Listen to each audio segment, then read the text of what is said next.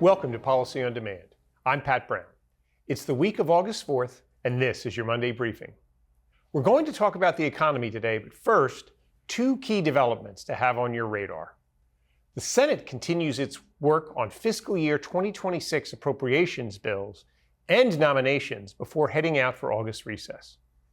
And the trade situation continues to evolve with two new executive orders signed late last week. One, further adjusting reciprocal tariff rates set to take effect this Thursday, August 7th, and another increasing tariffs on select Canadian goods from 25% to 35%. Meanwhile, new framework trade agreements continue to be announced. And now, on to the economy. There was a lot of activity last week, including the release of new GDP figures, a jobs report, announcements from the Federal Reserve, and fresh analyses from the Joint Committee on Taxation. Joining us for continuing analysis of the economy is Karl Russo. Karl, welcome. Thanks for having me, Pat. Okay, so the new GDP numbers, a bit higher than expected, while the jobs report showed weaker performance. So putting those two pieces together, what do these numbers tell us about what the state of the economy is right now? Well, I suppose if you wanted to use one word, you could say mixed. Okay. That's accurate. If you look inside that GDP report, there's a couple of things really going on there. The growth rate was actually the same as in the second quarter of the previous year, but very different composition. Mm-hmm. We still can see the continuing effects of the trade flows that we had talked about in the first quarter, where we had a big surge in imports as companies were stockpiling ahead of the higher tariffs that they were expecting. This quarter, we saw the reverse of that. They sold out their inventory that they had built up in the prior quarter, and that really subtracted almost 5 points from GDP. Right. But the big decline in net imports as a result of the stockpiling the before, and also beginning the effects of the trade things really tamped down those imports, and that boosts GDP growth because imports are a subtraction. Okay. Beyond that, you did see a little bit of a decline in consumption. It was adding about a point less to GDP growth, and I think that's part of what has some economists concerned about sort of the future, and companies about the future path of GDP. Right. Investment was also a little bit weaker.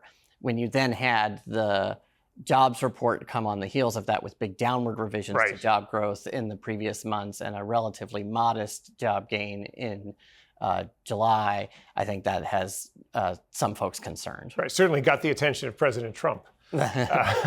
So, Karl, turning our attention to the Fed.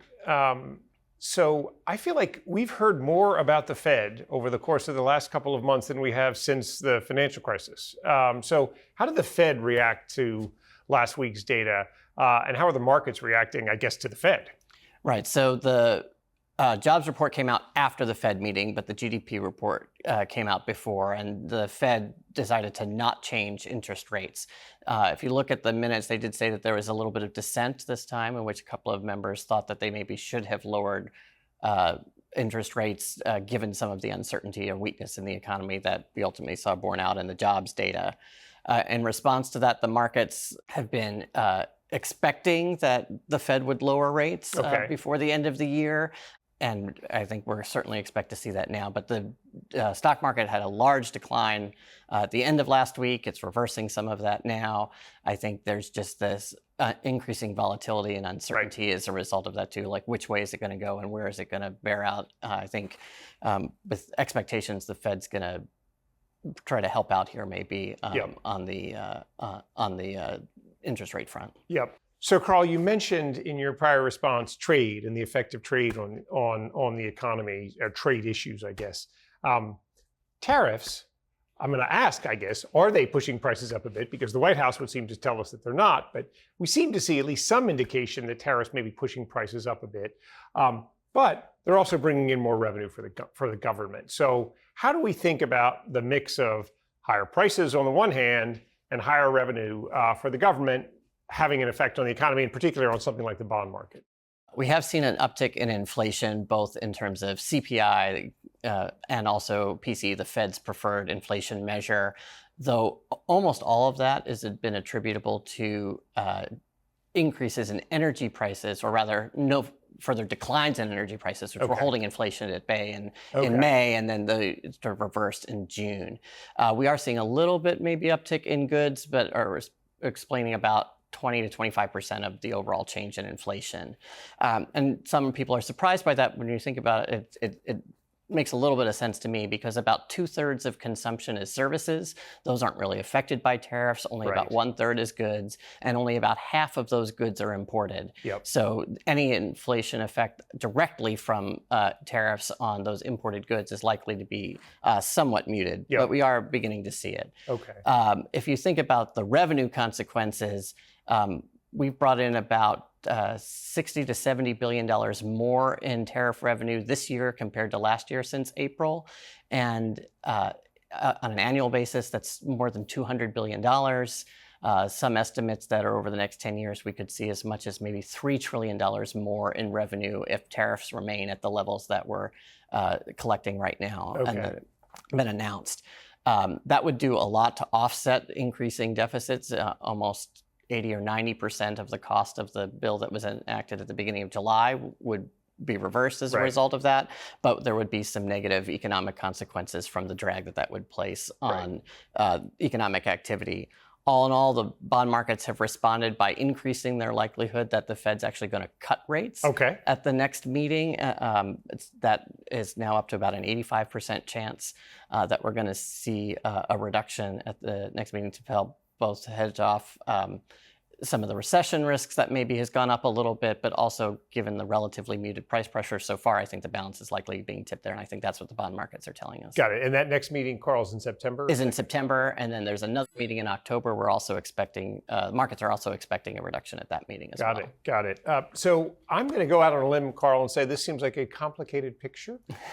So in light of that, what should companies be prioritizing as we think about the near term? Yeah, so one thing I think is there was some uncertainty up to this point about whether tariffs were going to be here to stay or whether they were just a negotiating tool for other things that the administrator want. I think we've answered that question now. The tariffs are here. If you even look at the trade deals that have been announced, 10, 15% are sort of the baseline levels that are there, and those seem to be, they're going to hang around for a while. So I would say companies need to move from modeling the effects of those tariffs to thinking about their response to them. Are they going to be able to pass through any prices increases that results of that to their consumers? How are they going to think about reorganizing maybe their supply chain a little bit to look for supplies from alternative countries, to see how those pressures are going to play on profitability for their own firms? And then the other thing I would say is to focus on investments in productivity. Those will allow you to continue to weather any of the price increases on your inputs.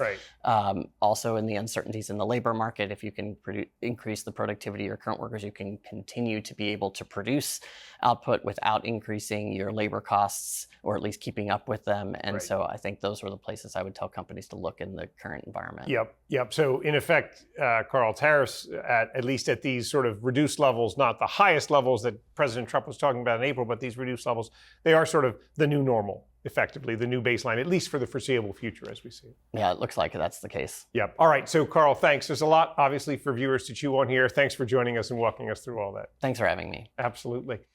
And for our viewers, you can find the latest Policy on Demand episodes in the description of this episode and on our website. We appreciate you spending this time with us. Take care.